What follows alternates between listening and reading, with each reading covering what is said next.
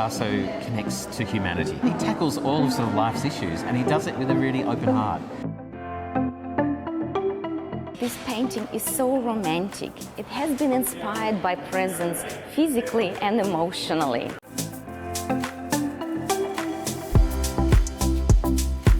Picasso was always seeking for a fresh expression of art. So he was always transforming himself, trying to find the pure innocence.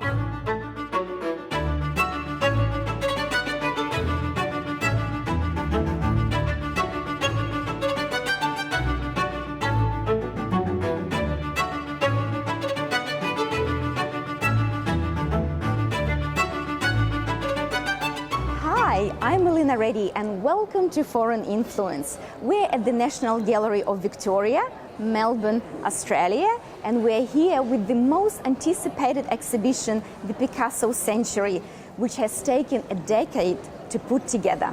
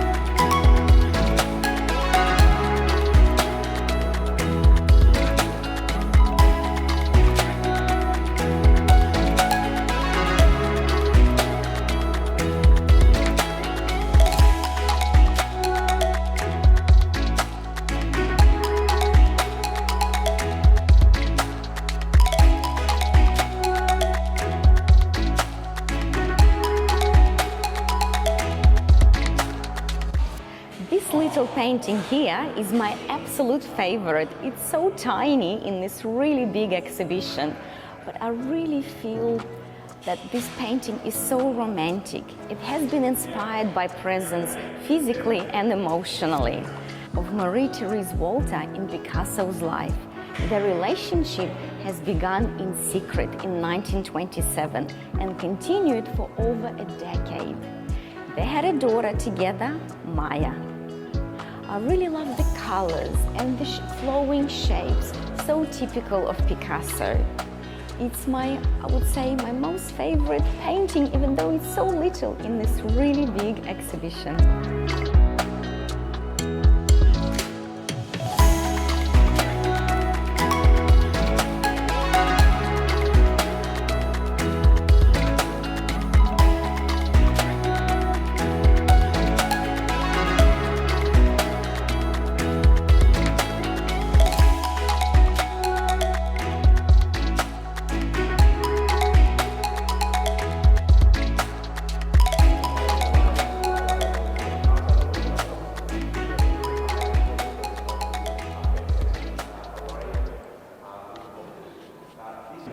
We've got Tony Ellwood here with us, the director of NGV.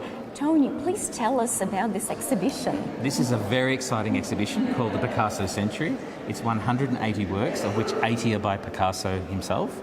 It's an exhibition we've been planning for over 10 years, and we're very proud to have it here. It's a long time. It's a long time, years. And it is a very ambitious show, that's why. And Picasso's in high demand all around the world, but we wanted to do something really special for Melbourne, and the timing coming from COVID and having this show is just perfect.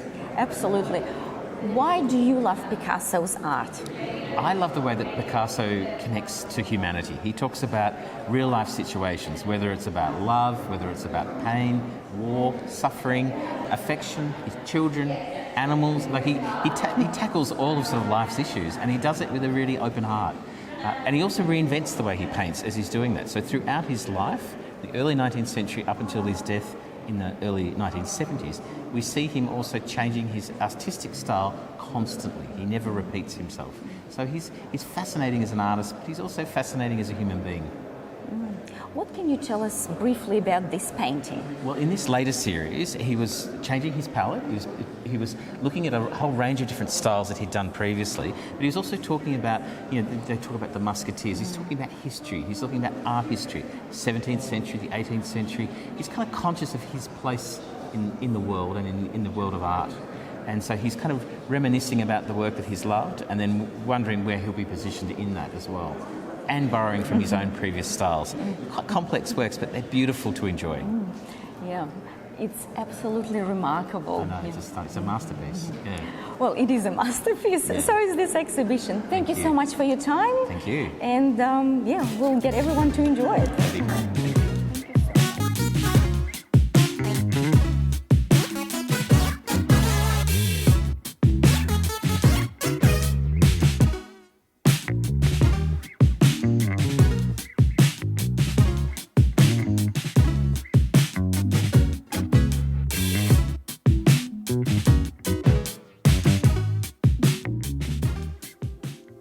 Picasso once said, "It took me 4 years to paint like Raphael, but a lifetime to paint like a child."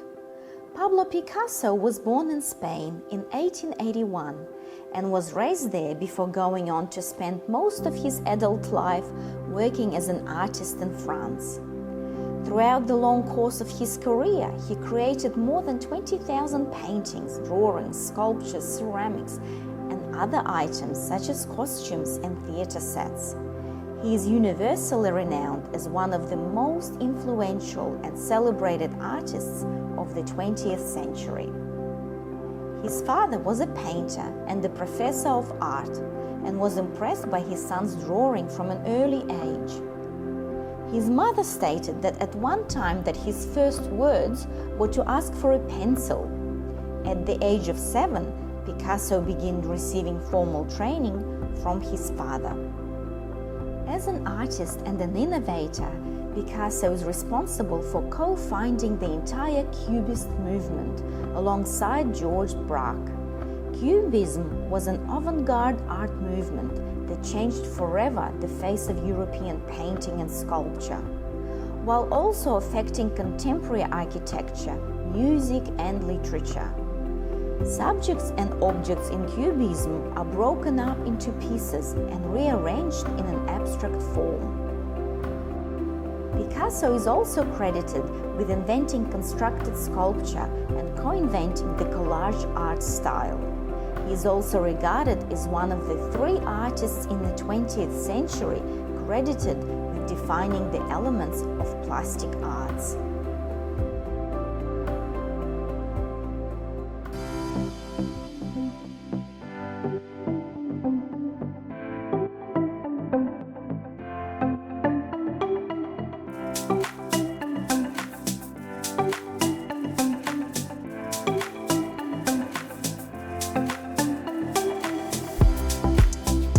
Didier, please tell us, where are you from and why are you here? Alors, I'm from Paris. I work at the Centre Pompidou, and I'm here for this exhibition, this Picasso Century, which has been held by the National Gallery of Victoria, and on which we work since almost 10 years with the director of the museum. 10 years? Why did it Yes. take such a long time? Just to keep the work together, because we had this idea of an ideal list of work, but during the time passing, all these works was wanted by different institutions, different museums, so we have to keep them together. And it's why we had to fix this list a long time in advance, and then to be the guardian of this list. It's a big fight. Wow. Please tell me a little bit about this exhibition. I see you're very, very passionate about it. Yes, the exhibition is a crossing through the century, because as you have seen, it started in 1900, and the guide for this crossing is Picasso. So we discovered the different places, the different person he met, the different ideas he was confronting to, and Picasso reacted, and you see this work, which is each of them is a reaction to some specific event to specific place. During the speeches, you mentioned that Picasso had different periods of his life and his career. Could you please give us a very brief introduction to those periods? Picasso was always seeking for a fresh expression of art, for the most spontaneous expression. So he was grabbing around him shapes that he could have taken from other artists. From even his children, when the children was growing, he was catching that. So he was always transforming himself, trying to find the pure innocence, the pure spontaneity, the direct connection with the real. And it's why until the last moment of his life, when he was 90 years old, he was still working like hell in the studio. Terrific. But could you list what those periods were? So there was a primitivism, blue period. Yeah. We could build a 100 period in Picasso's work, but here we focused on the historical most important, which could be primitivism, which is the rise of Les Demoiselles d'Avignon. Of course, the adventure of Cubism. Another phase, which is the return to the classical values in the 20s. Then the discovery of Surrealism. Then this is the time war, when Picasso was in his studio in Paris. And then here we are in the room devoted to the stay of Picasso in the south of France. After the Second World War, he decided to move to the French Riviera. That's why we are facing the Blue Sea. And we finished with an exhibition which is devoted to his very late work, the body of work of the Mousquetaires, some of his favorite subjects.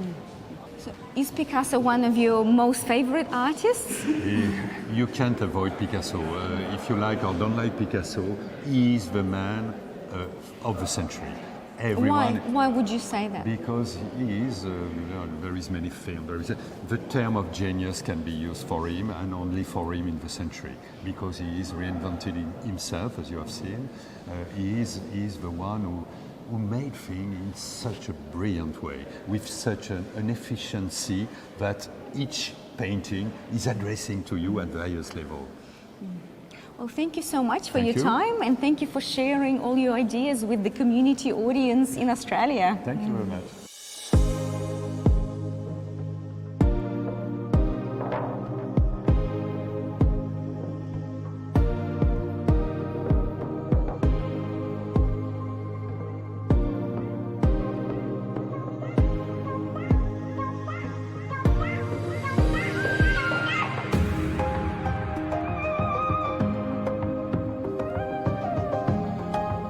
Let's go on a virtual tour and visit Paris galleries, Centre Pompidou and Musée National Picasso, Paris. Picasso's ceramics illustrates the idea that it is never too late for a creative person. He became interested in the new technique at the age when other people make their wheels. He was over 60. Picasso's turning to natural materials was a kind of searching for ways to ceramics. He perceived quite habitual objects as a ground for his creative experiments. That is how engraved pebbles, which were picked at the beaches of Gulf One and Antibes, appeared.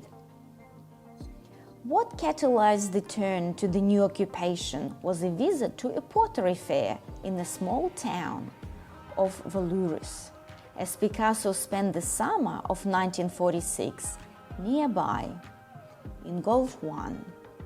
At the fair, potteries traditionally opened their doors for everybody. Picasso seized the occasion and sculpted a couple of small figures in Suzanne and Georges Ramier's pottery. A year later, at the next fair, the artist continued his experiments with clay and became keen on it for 15 years. The artist was given a place in the same pottery called Madura and started creating his ceramic items. Apart from an opportunity to apply his talent in an unusual way, the pottery provided the artist with another novelty: acquaintance with his future second wife, Jacqueline Roch, who worked there as an assistant. Picasso tackled the new occupation with youth-like enthusiasm. Having studied the technological process and properties of materials, porcelain, terracotta, used in the pottery. He transformed the craft into art with the power of his talent. But for now, let's go back to the beginning of his career and why he became so famous with his paintings.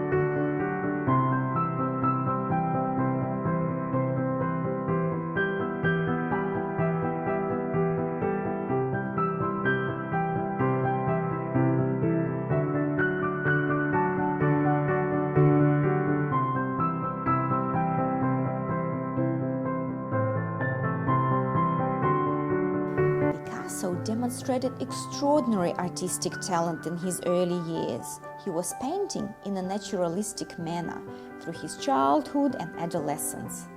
During the first decade of the 20th century, his style changed because he started experimenting with different theories, techniques, and ideas. After 1906, the work of the slightly older artist Henri Matisse motivated Picasso to explore more radical styles, beginning a fruitful rivalry between the two artists, who subsequently were often paired by critics as the leaders of modern art. Picasso's work is often categorized into periods.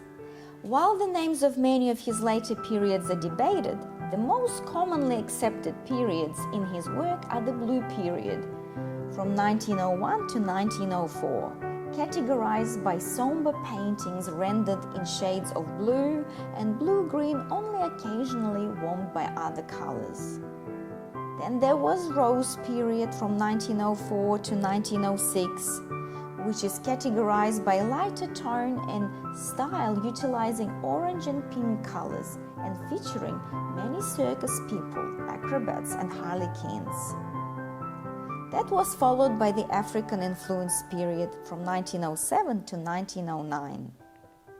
Then in 1909, there was an analytic cubism, is a style of painting Picasso developed with George Braque, using monochrome brownish and neutral colors.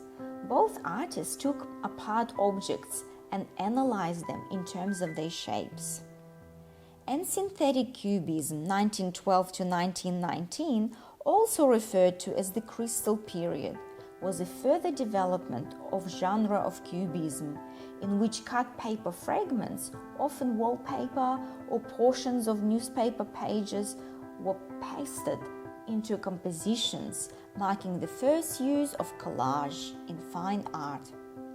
Much of Picasso's work of the late 1910s and early 1920s is a neoclassical style, and his work in the mid-1920s often has characteristics of surrealism. His later work often combines elements of his earlier styles.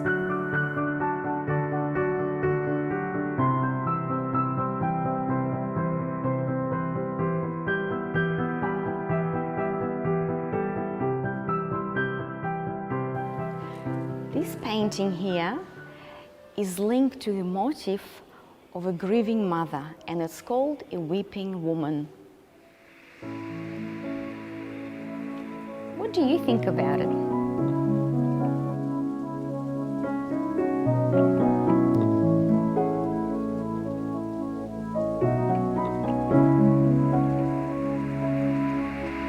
Let's talk about why do people love art?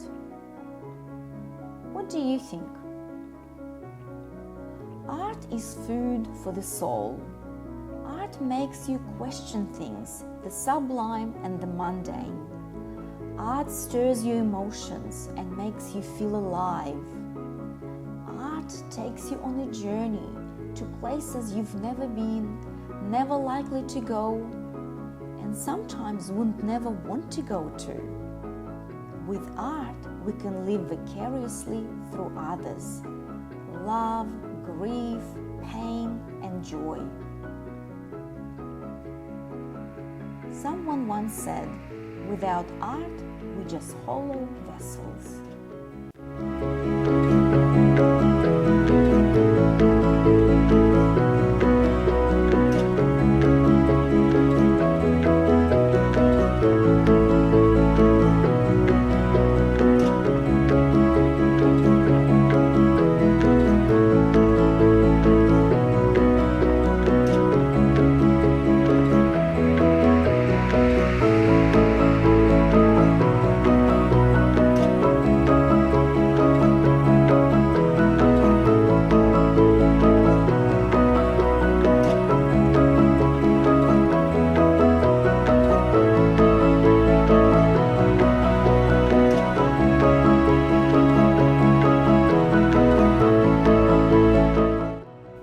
Picasso was the first artist to receive a special honor exhibition at the Grand Gallery of the Louvre Museum in Paris in celebration of his 90 years.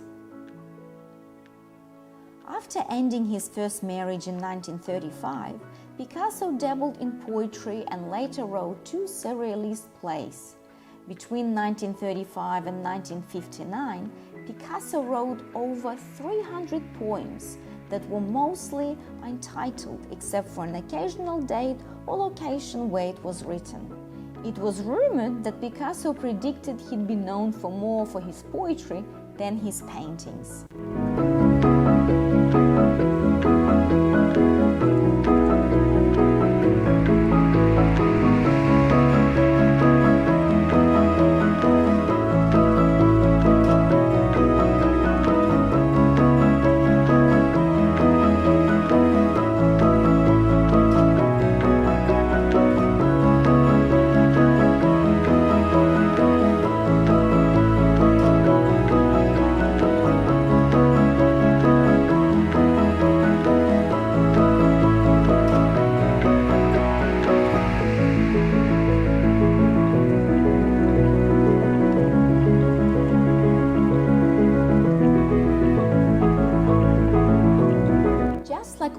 Shakespeare on literature and Sigmund Freud on psychology, Picasso's impact on art is tremendous.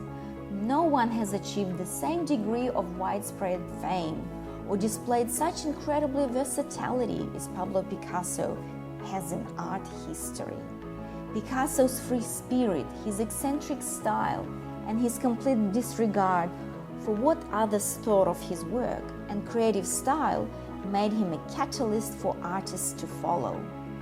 Now known as the father of modern art, Picasso's originality touched every major artist and art movement that followed in his wake.